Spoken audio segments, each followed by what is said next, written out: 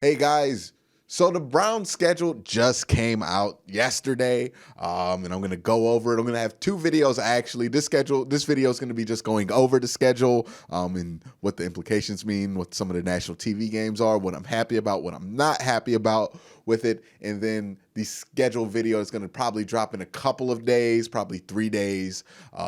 That's going to be more of the win-loss prediction. I got to look at everybody's schedule, see how all things lined up before I can do that. But with all that being said, if you're watching this on the day it uploads, it's my birthday. So if you feel like, you like me enough, tell me happy birthday down in the comment section below. It'll be greatly appreciated. Thank you guys.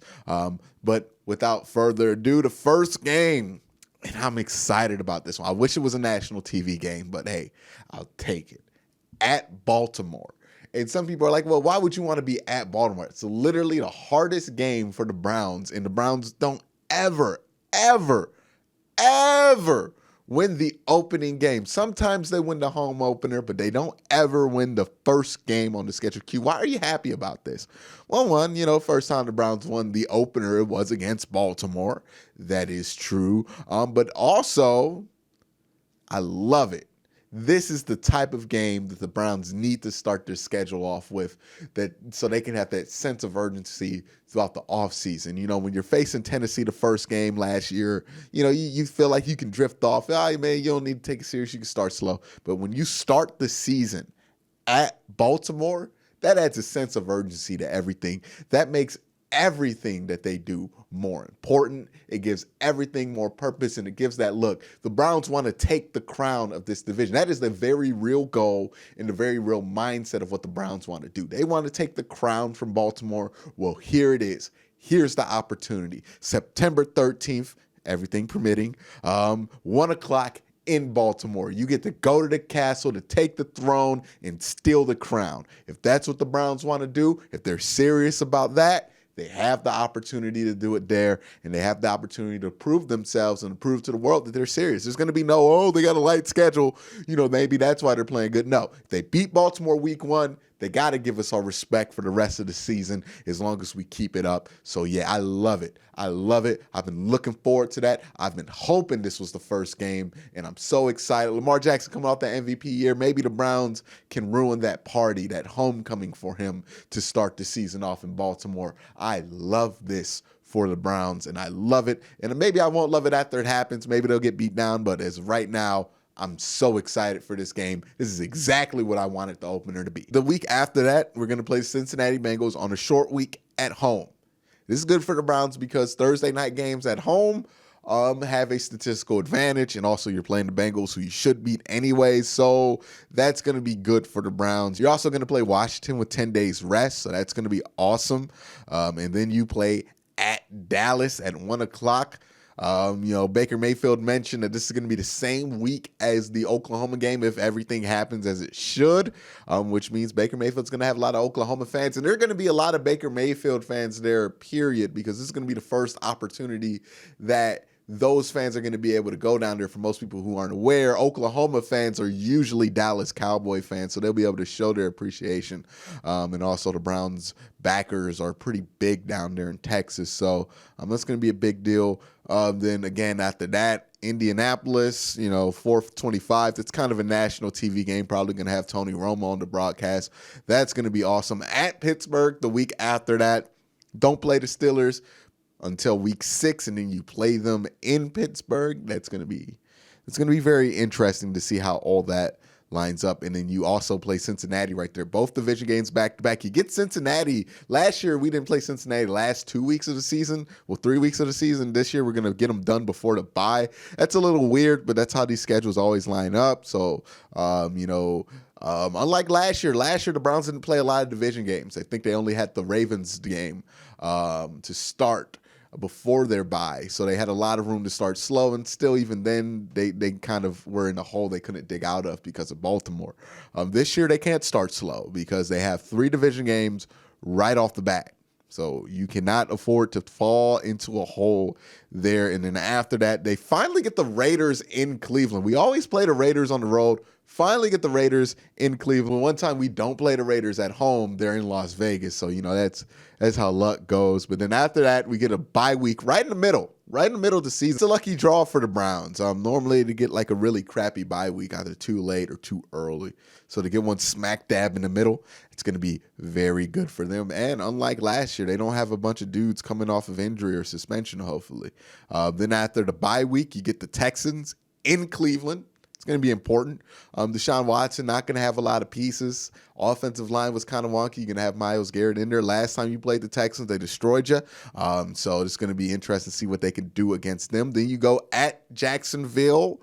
It's a winnable game. Then you go at Tennessee. Yes, I want this one because the Tennessee Titans did us so dirty to start the season last year. They did us so dirty. I want the Browns to make the wild card, be able to at least play Tennessee. That was my dream last year. Didn't happen, but we get at Tennessee, and there are so many guys on this team that remember how dirty the Titans did us, how they were disrespectful to our home. So I hope we get the opportunity to do the same exact thing to them. This is me speaking as a fan, because they were disrespectful. I was at that game. They were disrespectful. They're jumping in the dog pound. They're doing all kind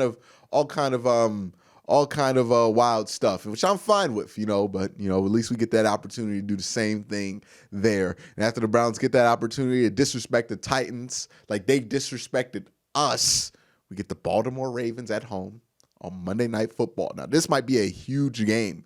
This could be a battle for the division at this point of the season.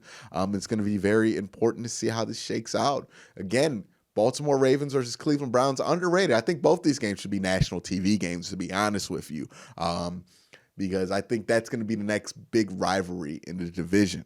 And then after that, this is very interesting because I think OBJ might break Josh Gordon's back-to-back 200-yard record because he's going to have 2 whole weeks in New York, which also get ready because from December, whenever that week starts, till the start of the new year, just plug your ears if you're a Browns fan. There's going to be so many rumors about how OBJ wants to return, how OBJ wants to do.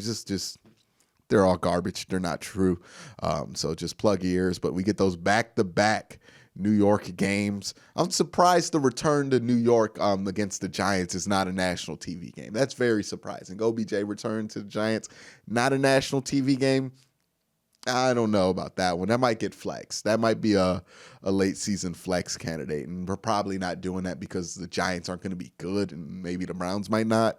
And then you get to end the season off against the Pittsburgh Steelers. No better way to end the season off than against the Pittsburgh Steelers. Hopefully the Browns could not have to play their starters, get Case Keenum a game in there because they already sold up things, and I don't think the Steelers are going to be... Well, I will see how they go, but hopefully, the Steelers aren't in playoff contention and the Browns are firmly in playoff contention by the time that game happens. But all in all, the schedule's interesting. The Browns lost a lot of national TV games, a lot of 1 o'clock starts here, which could be good, could be bad. I think it could serve some good things. I'm surprised that there's not a lot of 4 o'clock starts. I would thought that the Browns would have got a lot of 4 o'clock starts because they always draw big numbers on television. But that is what it is. This might be the year the Browns get flexed a ton. Maybe they're waiting for that because the Browns do have some meaty games at the end of the schedule. I mean, Houston, Philly, Tennessee, Baltimore. That's already a national TV game. The Giants, the Jets, the Steelers. I'm willing to bet the Browns do what they got to do. More than 2 of those games are going to get flexed at the end of the season, but we'll see how things go. But as far as the schedule alignment, how it's looking, I'm excited for it. I am. I'm excited. I'm really, really excited for week 1 at Baltimore. That is really, I wish that's the best case scenario. At Baltimore, the hardest game on the schedule possible. You start off with that. That gets everybody's mind right during training camp. That gets everybody focused during training camp because the day the season starts, you got to go against the MVP at his house. What you gonna do? That I love that. That's exactly. Some people might not like it because it's a hard game to start the season off with. I look at it the other way. I love it because it's the hardest game, because it's the toughest game, because it's the game that nobody is looking forward to. You can take that and turn it into so much motivation and turn it into so much of a reason to stay focused throughout camp because you know you can't slip up. You aren't starting against the Bengals. You aren't starting against Washington. You're starting against the division king, the first place Baltimore Ravens in Baltimore. What more can you ask for? Really, what more can you ask for? If you're a Browns fan or if you're Kevin Stefanski, and I hope that everybody in the locker room is as excited as that possibility as I am. I hope that the people on the team feel the same way, the coaches, because this is perfect. This is exactly what the Browns needed. You're getting disrespected. Browns versus Ravens in Baltimore to start the season. You're not even on national TV. You're getting disrespected. And then you got to go to Baltimore, a place where you already won last year. You proved yourself, but people still doubt you. The line's going to be ridiculous towards Baltimore. You're going to get disrespected the whole way, told you can't get first place. I love it. I love it. This is going to build up so much motivation for the Browns, so much focus during camp. And with everything being as weird as it is, you need that. Baltimore and Cleveland. That's going to be a fun game. It's going to be a feisty game because Baltimore ain't gonna come into there just playing around. Especially not against the Browns, because they have experience with the Browns. They've lost to the Browns recently. They're not going to take the Browns lightly. The Browns aren't going to take them lightly. I am in love with that first game. You get Cincinnati on Thursday Night Football. That's cool. Joe Burrow, you get that first thing. Hopefully he doesn't do the reverse Baker Mayfield to us. But at home, you kind of have that advantage for Thursday night. You have a chance to start the season off good because if you start off 2-0 to start this season, you also start off 2-0 in the division. That's huge. So I'm excited about this schedule. I think this is the best way the schedule could have landed out. Got a good bye week. You don't have to go on the West Coast to play at Las Vegas, which is good. And even when you have to go to New York, you get both those games out of the way in December, back to back. So, the team can kind of set up there and kind of have a home away from home. And I think that'd be really good for Odell to kind of get both his New York reunion games in order, and kind of be back to playing a little bit in MetLife. So if he's homesick or whatever, as some of the reports suggest, he can get that out of the system. But that's my thoughts on the schedule. Let me know your thoughts down in the comment section below. Are you excited or are you not? Let me know what you think down there. But again, guys, if you like what I do and you're looking forward to more of my videos, hit that like button, hit that subscribe button, ding that notification bell so you can be notified when I upload. But thank you guys for watching. Have a great day. Have a good night.